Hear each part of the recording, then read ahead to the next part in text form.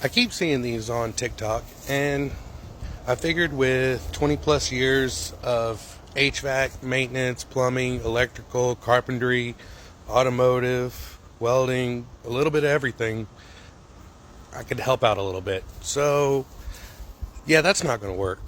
Let me show you what will work, okay? Walk on over here to my old janky garden hose. Turn that sucker on. Let's take this, take a little walk to your AC unit. Now look up inside here. See those fins?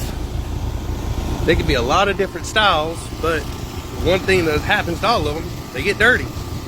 Mainly from mowing, dogs, all sorts of stuff, dust. All you need to do, rinse it off. See what's coming out the bottom down there? Look at that. All dirt. Quick and easy. Your system will be down to 70, no problem.